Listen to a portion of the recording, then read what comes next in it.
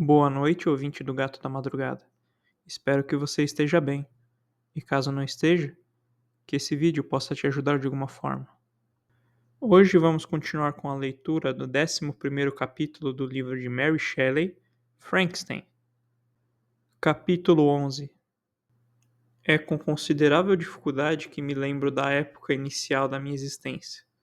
Todos os eventos desse período parecem confusos e indefinidos. Uma estranha multiplicidade de sensações tomou conta de mim, e eu enxergava, sentia, ouvia e sentia cheiros ao mesmo tempo. E de fato, passou muito tempo antes que eu aprendesse a distinguir as operações dos meus vários sentidos. De maneira gradual, eu me lembro, uma luz mais forte pressionou os meus nervos, de modo que fui obrigado a fechar os olhos. Assim a escuridão veio até mim e me incomodou, mas quase não senti isso. Quando, ao abrir os olhos, como agora suponho, a luz se esparramou sobre mim novamente. Andei e creio que me abaixei, mas logo achei uma grande alteração nas minhas sensações. Antes, corpos escuros e opacos me rodeavam, inacessíveis ao meu toque ou à visão, mas descobri que podia andar em liberdade, sem obstáculos que não pudesse superar ou evitar. A luz se tornou cada vez mais opressiva para mim, e como o calor me cansava enquanto eu andava, procurei um lugar em que pudesse receber sombra, na floresta perto de Ingolstadt, onde fiquei ao lado de um riacho, descansando da minha fadiga, até me sentir atormentado pela fome e pela sede. Isso me despertou do estado quase adormecido, e eu comi algumas frutas que encontrei penduradas nas árvores, ou caídas no chão. Saciei a sede no ribeirão. Depois, deitado, fui vencido pelo sono. Estava escuro quando acordei. Senti frio. Também fiquei meio assustado, acho que instintivamente, porque me senti muito solitário. Antes de sair de seu apartamento, numa sensação de frio, eu me cobri com algumas roupas insuficientes para me proteger do orvalho da noite. Eu era um pobre desgraçado, desamparado, infeliz, que não sabia e nem poderia entender nada. Então, sentindo a dor me invadir por todos os lados, sentei e chorei. Logo, uma luz suave assaltou os céus e me deu uma sensação de prazer. Despertei e vi uma forma radiante se levantar dentre as árvores. Era a lua. Observei-a com uma espécie de admiração. Ela se movia lentamente, mas iluminava o meu caminho. Saí novamente em busca de frutas. Ainda sentia frio, enquanto, embaixo das árvores, encontrei um enorme manto, com o qual me cobri e me sentei no chão. Eu sentia claridade, fome, sede e escuridão. Inúmeros sons tocavam meus ouvidos, e todos os lados, vários aromas me saltavam. A única coisa que eu consegui distinguir era a lua brilhante, e fixei meus olhos nela com prazer. Várias mudanças de dia e para a noite se sucederam, e a esfera noturna diminuiu. Foi quando comecei a distinguir as minhas sensações uma das outras. Pouco a pouco, vi plenamente o fluxo límpido que me fornecia o que beber, e as árvores que me sombreavam com sua folhagem. Fiquei encantado quando descobri pela primeira vez que um som agradável, que muitas vezes saudava meus ouvidos, procedia das gargantas dos pequenos animais alados, que muitas vezes haviam interceptado a luz dos meus olhos. Comecei também a observar com maior precisão as formas que me rodeavam e a perceber limites do teto radiante de luz que me cobria. Às vezes, eu tentava imitar as canções agradáveis dos pássaros, mas era incapaz disso. Às vezes, eu desejava expressar minhas sensações do meu próprio modo, mas os sons grosseiros e desarticulados que se rompiam de mim me assustaram e me deixaram de novo em silêncio. A lua havia desaparecido da noite novamente. Voltou a ficar como uma forma diminuída, enquanto eu ainda permanecia na floresta. Meus sentimentos, dessa vez, tinham se tornado distintos, e minha mente recebia ideias adicionais todos os dias. Meus olhos se acostumaram com a luz, e percebia os objetos em suas formas corretas. Distinguia o inseto da erva e, gradualmente, uma erva das outras. Descobri que o pardal não soltava senão notas ásperas, enquanto as do melro e dos sabiás eram doces e sedutoras. Um dia, enquanto estava oprimido pelo frio, encontrei uma fogueira, abandonada por mendigos errantes. A friagem foi superada com o prazer do calor que experimentei. Em minha alegria, coloquei as mãos nas brasas vivas, mas rapidamente puxei-a de novo, com um grito de dor. Que estranho, pensei. A mesma causa pode produzir efeitos tão opostos. Examinei o material do fogo e, para minha alegria, descobri que era composto de lenha. Rapidamente recolhi alguns galhos, mas estavam molhados e não queimavam. Fiquei aborrecido com isso e parei para observar a operação do fogo. A lenha úmida que eu tinha colocado perto do calor secou e ela mesma se inflamou. Refleti sobre isso e, ao tocar vários galhos, descobri a causa e me ocupei em coletar uma grande quantidade de lenha, para que secasse e eu tivesse um abundante suprimento de fogo. Quando a noite chegou, trazendo sono com ela, senti o maior temor que minha fogueira se apagasse. Eu a cobri cuidadosamente com lenha e folhas secas, e coloquei galhos molhados sobre ela. E então, estendendo o meu manto, deitei-me no chão e mergulhei no sono. Era de manhã quando eu acordei, e o meu primeiro cuidado foi visitar a fogueira. Retirei a cobertura de folhas e uma brisa suave soprou rapidamente, avivando a chama. Observei isso e também inventei um abano de ramos que despertava as brasas quando estavam quase apagadas. A noite voltou e descobri com prazer que a fogueira irradiava luz e calor e que a descoberta desse elemento era útil em minha comida, pois percebi que alguns restos que os viajantes tinham deixado estavam assados e achei isso muito mais saboroso do que as frutas que pegava nas árvores. Experimentei então preparar a comida da mesma maneira, colocando-a sobre as brasas vivas. Descobri que as frutas estragavam nesse processo e que as castanhas e raízes ficavam muito melhores. A comida, porém, se tornou escassa e eu passava o dia inteiro procurando em vão por algumas nozes para aliviar as dores da fome. Quando percebi, resolvi sair do lugar que habitara até então, para buscar outro, onde os poucos desejos que eu experimentava pudessem ser mais facilmente satisfeitos. Nessa imigração, lamentei muito a perda da fogueira que eu tinha obtido por acidente, pois não sabia como reproduzi-la. Dediquei várias horas a uma séria consideração dessa dificuldade, mas fui obrigado a desistir de toda tentativa de superá-la. Assim, envolvendo-me no meu manto, saí pelos bosques em direção ao sol poente. Passei 3 dias nessas andanças e, por fim, encontrei uma região descampada. Uma grande nevasca tinha ocorrido na noite anterior e os campos ficaram cobertos de um branco uniforme. A aparência era desolada e eu percebi meus pés resfriados pela substância fria e úmida que cobria o chão.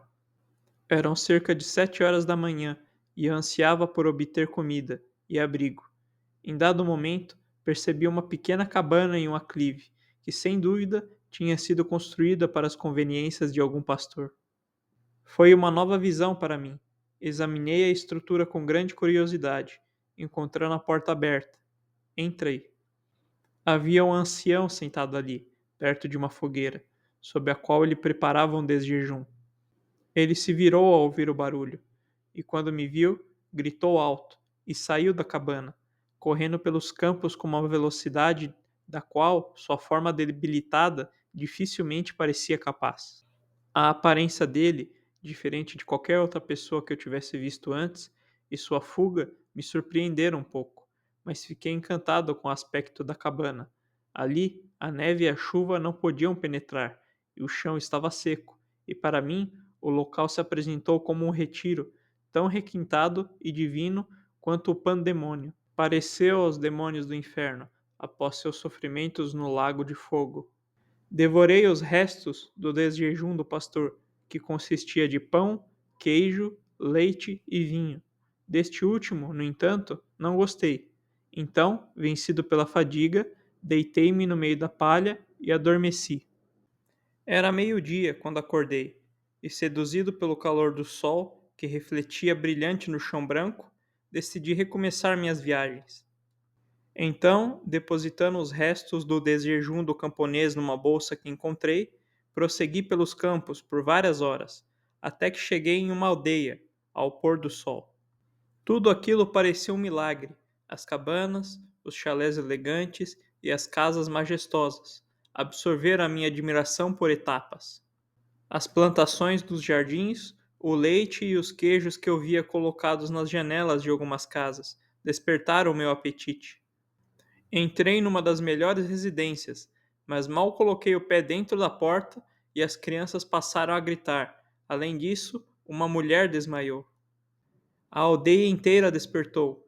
Algumas pessoas fugiram, outras me atacaram, até que, gravemente ferido por pedras e vários outros tipos de armas de arremesso, escapei para o descampado. Com muito medo, busquei refúgio numa pequena choupana completamente vazia, de aparência miserável, que achei depois dos palácios que tinha visto na aldeia. Esse casebre, no entanto, se juntava a uma casa de campo de aparência agradável e bem cuidada, mas depois de ter pago muito caro pela minha experiência anterior, não ousei entrar nela. O local do meu refúgio era construído de madeira, mas tão baixo que eu tinha dificuldade para ficar em pé ali. Porém, nenhuma tábua de madeira foi colocada sobre a terra, que estava seca e formava o chão. Embora o vento entrasse por inúmeras fendas, considerei o lugar adequado para me proteger da neve e da chuva. Ali então me recolhi e me deitei, feliz por ter encontrado um abrigo, por mais miserável que fosse, da inclemência da estação e ainda mais da barbárie do ser humano. Logo que amanheceu, saí da minha toca para ver a casa de campo ao lado e descobrir se poderia ficar na habitação que tinha encontrado. Ela estava situada na parte de trás da casa e era cercada nas laterais, onde ficavam expostos ao ar livre um chiqueiro e um poço de água limpa. Uma parte estava aberta e por ali entrei, mas então passei a cobrir com pedras e madeira toda a fenda pela qual pudesse ser percebido, de tal modo que conseguisse remover esse material na ocasião da saída. Toda a luz que eu desfrutava vinha do chiqueiro e era suficiente para mim. Tendo assim arrumado a minha moradia, acarpentado com palha limpa, eu me retirei, pois vi a figura de um homem à distância, e lembrei-me muito bem do tratado da noite anterior, para me confiar ao seu poder. Antes, porém, providenciei meu sustento para aquele dia. Um pedaço de pão que roubei e uma taça com a qual podia beber, mais convenientemente do que com a mão, a água pura que fluía do meu retiro. O chão era um pouco elevado e por isso se mantinha perfeitamente seco, e também pela vizinhança, com a chaminé da casa de campo, ficava toleravelmente aquecido. Estando tudo assim arranjado, decidi residir nesse casebre, até que acontecesse algo que alterasse a minha determinação. Era de fato um paraíso, em comparação com a minha antiga moradia na floresta desolada, com a terra úmida e galhos que caem quando chove. Comia o desjejum com prazer e estava prestes a retirar uma tábua para buscar um pouco de água, quando ouvi passos. Olhei por uma pequena rachadura e vi uma criatura, com um balde na cabeça. Passara diante do meu casebre. A menina era jovem e de comportamento gentil, ao contrário do que eu achava dos criados da casa de campo e das fazendas. Apesar disso, ela estava mal vestida. Um saiote azul grosseiro e uma jaqueta de linho era o seu único traje. Seu bonito cabelo estava trançado, mas sem enfeites. Ela parecia calma, mas tristonha. Eu a perdi de vista, mas cerca de um quarto de hora depois ela voltou, com o balde agora parcialmente cheio de leite. Conforme ela caminhava, ao longe, aparentemente incomodada pelo peso, um homem jovem, cujo semblante expressava profundo desânimo, encontrou-se com ela. Emitindo alguns sons melancólicos, tirou o balde da cabeça da moça e levou ele próprio para a casa de campo. Ela o seguiu e eles desapareceram. Logo viu o jovem novamente, com algumas ferramentas na mão, atravessar o campo atrás da cabana, e a garota também estava ocupada, às vezes na casa e às vezes no quintal. Ao examinar minha moradia, descobri que uma janela de casebre antes fazia parte dele, mas as vidraças estavam preenchidas com madeira. Numa delas havia uma fenda, pequena, quase imperceptível, por onde o olho podia penetrar. Por meio dessa rachadura, uma saleta caída e limpa, mas quase sem móveis, era visível. Num canto perto de uma pequena lareira, um velho estava sentado, apoiando a cabeça nas mãos, em atitude desconsolada. A moça se ocupava em arrumar a casa, mas pouco depois tirou de uma gaveta algo que lhe permitia tecer com as mãos. Então ela se sentou-se ao lado do velho, que pegou um instrumento e começou a tocar, produzindo sons mais doces do que a voz do sabiá ou do roxinol. Era uma visão encantadora, até para mim, pobre e desgraçado que nunca tinha visto nada bonito antes. O cabelo prateado e o semblante bondoso do velho camponês ganhavam a minha reverência, enquanto que os modos gentis da menina atraíam o meu amor. Ele tocou uma canção tão doce e triste que eu percebi arrancar lágrimas dos olhos da amável companheira, mas o velho não lhe deu atenção, até ela soluçar de forma audível. Ele então pronunciou alguns sons, e a bela criatura, parando seu trabalho, ajoelhou-se a seus pés. Ele a levantou e sorriu, com tanta bondade e afeição que eu tive a sensação de natureza peculiar, excessivamente poderosas. Senti uma mistura de dor e prazer, de um jeito como nunca tinha experimentado antes, fosse de fome ou de frio, calor ou um alimento. Então me afastei da janela, incapaz de suportar essas emoções. Logo depois, o jovem voltou, trazendo sobre os ombros uma carga de madeira. A moça foi encontrá-lo na porta, ajudou-o a aliviar o carregamento e, levando um pouco de lenha para dentro da casa, colocou-a na lareira. Então, ela e o jovem se afastaram para um canto, e ele lhe mostrou-lhe um grande pão e um pedaço de queijo. Ela ficou contente e foi ao jardim pegar algumas plantas e raízes, que colocou na água e em seguida no fogo. Depois disso, ela continuou seu trabalho, enquanto que o jovem foi para o jardim e parecia ligeiramente empregado em cavar e puxar as raízes. Após se ocuparem desse modo por cerca de 1 hora, a moça se juntou a ele e voltaram para casa. O velho, entretanto, estava pensativo, mas com o aparecimento dos outros dois, assumiram um ar mais alegre. Sentaram-se para comer e a refeição foi rapidamente devorada. A moça voltou a se ocupar na arrumação da casa. O velho saiu para caminhar ao sol por alguns minutos, apoiando-se no braço do jovem. Nada podia superar em beleza o contraste entre essas duas excelentes criaturas. O velho tinha cabelos prateados e o semblante irradiava bondade e amor. O mais jovem era esbelto e gracioso de perfil, e suas feições eram moldadas com a mais fina simetria, mas seu olhar e sua atitude expressavam suprema tristeza e desânimo. O velho voltou para casa, e o jovem, com ferramentas diferentes dasquelas que ele usara pela manhã, dirigiu seus passos pelos campos. A noite se fechou rapidamente, mas para minha extrema admiração, descobri que os camponeses tinham um meio de prolongar a luz com o uso de velas. Fiquei encantado ao descobrir que o pôr do sol não colocava fim ao prazer que eu experimentava ao observar os meus vizinhos humanos. À noite, a jovem e seu companheiro se dedicaram a várias ocupações que eu não entendia, e o velho pegou de novo o instrumento que produzia os sons divinos, que me haviam encantado pela manhã. Logo que ele terminou, o jovem começou, não a tocar, mas a pronunciar sons monótonos, que não se assemelhavam nem à harmonia do instrumento do velho, nem ao canto dos pássaros. Foi então que eu descobri que ele lia em voz alta, mas nessa ocasião eu não sabia nada de ciência, das palavras ou das letras. A família, depois de ter assim se ocupado por um breve tempo, apagou as luzes e se recolheu, como eu conjecturei, para descansar. Obrigado por ouvir até o final. Curta e compartilhe para apoiar essa iniciativa.